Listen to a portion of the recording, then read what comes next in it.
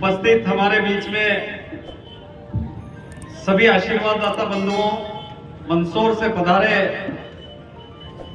कांग्रेस के प्रत्याशी रहे आदरणीय महेश सिंह जी गुर्जर साहब, हमारे बीच में हरीश दुआ जी, पलीवाल जी, हमारे बीच में राठौर साहब, मंच पर विराजित सभी बलवंत जी और सभी उपस्थित आशीर्वाददातागण, आसपास पधारे सभी आशीर्वाददातागण, हमारे एक और श्रीवास्तव जी और सभी उपस्थित हमारे बीच में, सभी के नाम लूंगा तो समय हो जाएगा। राजेश भारती जी और बाबू मंसूरी जी और वाजिद भाई और सभी एक साथ सभी को प्रणाम। बत्तीराम जी ने, सभी उपस्थित आशीर्वाददातागण, आज हर्ष का विषय तो नहीं है, लेकिन जीतू पटवारी जी हमारे बीच में आ रहे हैं और एक जन आक्रोश यात्रा के माध्यम से वो जनता की जो अभिव्यक्ति होती है, उस अभिव्यक्ति को व्यक्त करने के लिए हमारे बीच में पहुंच रहे हैं। निश्चित रूप से मैं लंबे समय से यहां पर देखता हूं कि 2008 में जीतू पटवारी जी 20 तारीख के दिन हमारे नीमच जिले में आए थे और वो तारीख थी 2008 की जुलाई का महीना था और आज फिर 20 तारीख है। आज ही के दिन 15 साल के बाद ऐसे समय में वो आ रहे हैं, क्योंकि जीतू पटवारी जी एक ऐसे लीडर है, एक ऐसे नेता है जिन्होंने जब जब मंदसौर नीमच संसदीय क्षेत्र के अन्नदाता किसानों पर अन्याय होता है, जब जब यहाँ जनता तकलीफ में होती है, तब तब जीतू पटवारी जी हमारी बात को अभिव्यक्ति करने के लिए आते हैं। आज पूरे संसदीय क्षेत्र में, पूरे मध्य प्रदेश में किसान, मजदूर, गरीब, आम आदमी और जो अंतिम पंक्ति में बैठा हुआ व्यक्ति है, वो व्यक्ति संकट में है। हम देखते हैं कि हमारे क्षेत्र में अफीम का एक बड़ा होल्ड है। हमारे क्षेत्र में बड़ी तादाद में अफीम की खेती होती है और अफीम की खेती में पिछले 20 सालों से एक यहाँ जो चल रहा है, उसको अगर हम देखें तो निश्चित रूप से हमारा जो युवा वर्ग है, हमारा जो किसान वर्ग है, वो भयभीत है। ऐसी स्थिति बना दी कि हम मंदसौर की जेल में जाकर के देखें, कनावटी की जेल में जाकर के देखें, हमारी नीमच की जेल में जाकर देखें, जावत की जेल में जाकर के देखें, तो जो बुजुर्ग आदमी होता है उसके नाम से अफीम का पट्टा होता है और उस बुजुर्ग आदमी के नाम पर अफीम का पट्टा और उसके घर में 18 और 20 साल का और कई जगह तो 14 और 15 साल का युवा लड़का, किशोर लड़का, उस लड़के को पुलिस बिना वर्दी के और सिविल ड्रेस में पुलिस आती है और आकर के उसको बरगलाती है कि तुझे मोबाइल मिल जाएगा, तुझे मोटरसाइकिल मिल जाएगी, खर्चा मिल जाएगा, अमुक डोडा चूरा 1 क्विंटल दे दे, 25 किलो दे दे, 50 किलो दे दे, इतने लाख दे दूं। इस तरीके से पुलिस पूरे 20 सालों में जाल बिछा रही है और उस जाल का परिणाम ये हुआ कि वो जो युवा, जिस युवा को थानेदार बनना था, जिस युवा को डॉक्टर बनना था,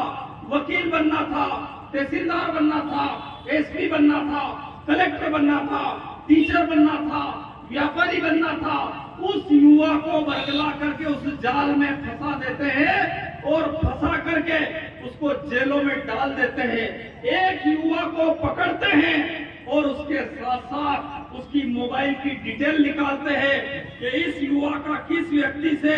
संबंध है, कितने इसके मोबाइल में फोन नंबर सेव है, और उन नंबरों को देख करके वही पुलिस वाले उनसे वसूली करते, किसी से 10 लाख, किसी से 15 लाख, किसी से 20 लाख। इस तरीके से पूरे संसदीय क्षेत्र के लोगों को लूटा जा रहा,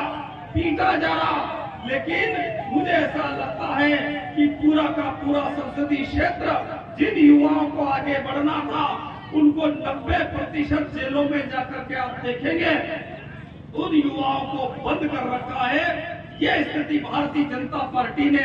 हमारे क्षेत्र में बना दी है। हमारा जो नौजवान है वो पूरी तरह से भयभीत है, किसान भयभीत है और मुझे उम्मीद है कि इस बार फिर से कांग्रेस पार्टी की सरकार बनेगी। और मैं आप लोगों के माध्यम से कहना चाहता हूं, पूरे संसदीय क्षेत्र के सभी किसानों से अनुरोध करना चाहता हूं, व्यापारियों से अनुरोध करना चाहता हूं, मजदूरों से अनुरोध करना चाहता हूं, गरीबों से अनुरोध करना चाहता हूं कि हम सब लोग मिलकर के इस बात के लिए कमर कस ले कि ये जो डोडा चूरा और अफीम की फसल है, ये सरकार इस फसल का लाइसेंस देती है, इसका जो दाना बेचने की अनुमति है, इसका जो है अफीम उसमें से निकाल लेते हैं चीरे से और वो अफीम वेस्टेज हो जाता है। मध्य प्रदेश सरकार का हमारे क्षेत्र में जो डीआईजी है, रतलाम डीआईजी, जो नीमच एसपी थे, मंदसौर एसपी थे, और उन्होंने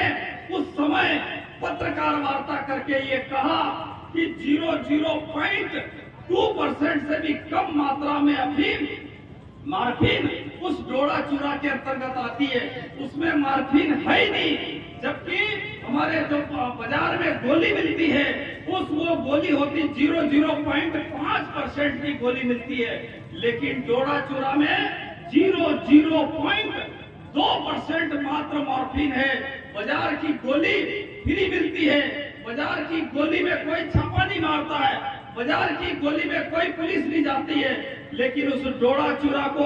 उस अन्नदाता किसान का जो डोडा चूरा है, जो वेस्टेज मटेरियल है, उसको हम रोडी में फेंकने का रहता है। उसको कई जगह हम पहले जो हमारे आम के पेड़ होते थे उसके नीचे उसको डालते थे ताकि कीड़ा नहीं लगे। उद्दी जो होती थी जो हमारे खेतों में, उस समय उसको डालते थे ताकि खेतों में उद्दी नहीं लगे। लेकिन भारतीय जनता पार्टी की सरकार ने उस डोडा चूरा के नाम से लोगों को फंसाने का धंधा जो बना लिया है। अगर किसी किसान के पास 1 कुंटल डोडा चूरा का 1 लाख रुपए मिलता है तो वो किसान कोई पाकिस्तान में जाके घर बनाएगा, वो अपने बच्चों की फीस भरेगा,